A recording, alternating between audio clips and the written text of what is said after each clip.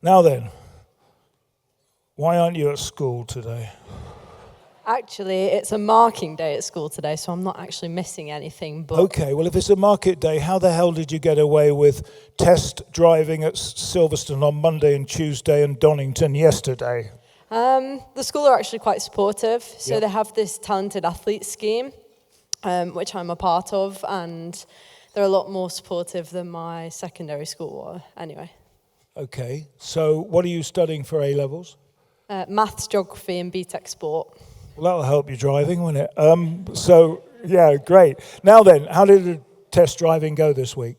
It went very well. So Monday, Tuesday was quite a tough test day in mixed conditions on track at Silverstone. And then yesterday was a lot better. I was getting a lot better grips with the car a lot more and just a lot more comfortable, and it was really good.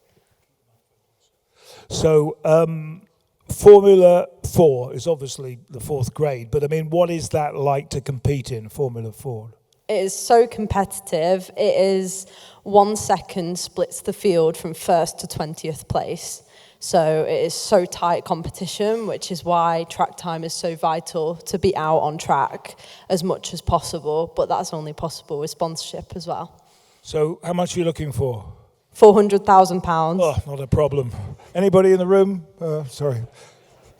Anyway, actually, the top lawyer is in here today, Mohit Pasrika, and he's going to have a word with one or two of his investors, see if he can help a bit. But let me ask you about your own ability. I mean, how well do you think you will do in Formula 4?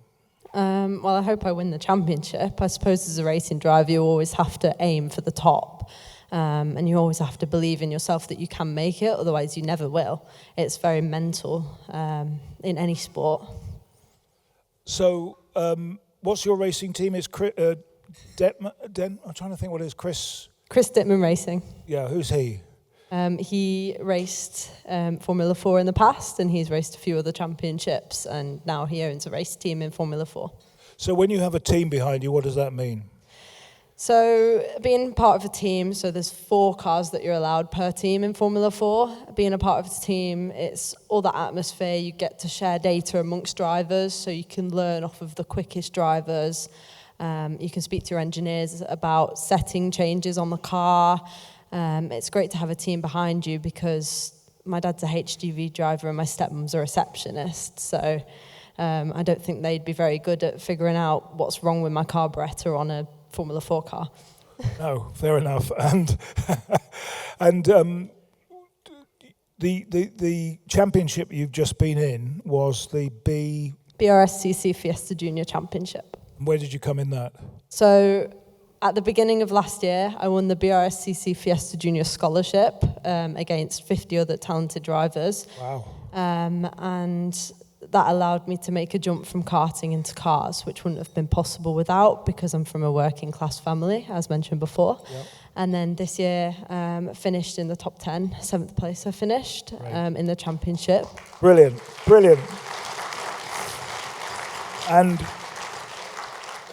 you want to get in the F1 Academy. Yes. How close are you to that, and what does that involve?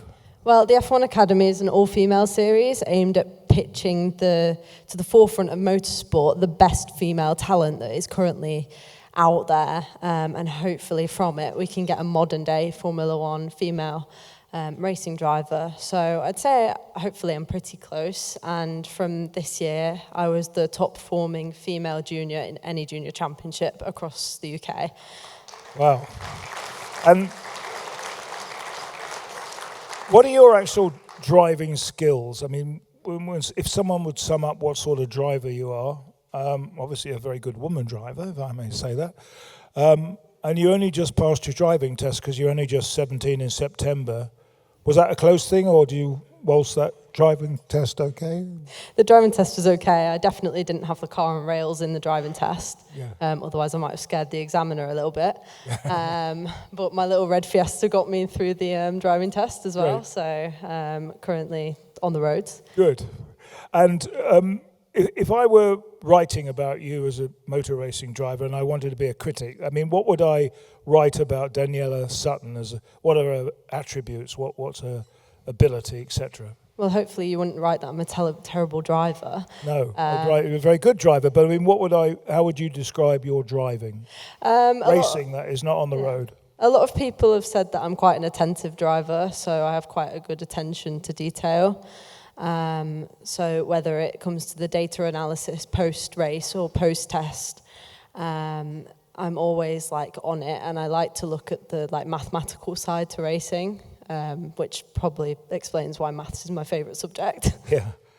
Okay, so before I finally ask you about where we're going to be seeing you in a few years' time, I'd like to explain that what people don't realise is you have medical problems as well with arthritis. Now, I looked at what your problem has been, and I chickened out because I couldn't pronounce it. So, first of all, what is it that you've got? I have an autoimmune disease called juvenile idiopathic polyarticular arthritis. Yeah, and what is that? So my immune system attacks my joints in my body. It's in nearly every joint that you can think of, head to toe, and it's a disease that will be with me lifelong. So I'm in lots of medications that I listed out to you earlier that are also difficult to pronounce names casually. Well, try. So there's methotrexate I was on first, then adalimumab, and then rituximab. So Yeah, dead easy. Yeah. How does that affect your driving? So during the driving, the adrenaline rush that I get from the racing actually releases like corticosteroids and endorphins that actually make me feel better. So in most cases, racing is a cure to my disease. But in other instances, so say 2 days after a race weekend, I can be quite sore and stiff. So it can be quite a struggle to then get up in the morning for college, but yeah. Okay, but it's not going to affect your prospects or your racing career? Definitely not. No. So John Hayes has got me doing this dinner when I'm 91 in nearly 10 years' time. Where will I be able to say our special guest today is Daniella Sutton, F1 world champion, or F2, or where will we be then in 10 years? Hopefully in Formula One, I would hope. Yeah, good. Well, we hope so. It's been rather nice having a chance to interview a future champion. I did it once with a guy called Nigel Mansell, as you heard. Now I'm doing it with Daniella Sutton. All the very best, Daniella, and lovely to have you here today. Daniella Sutton, ladies and gentlemen.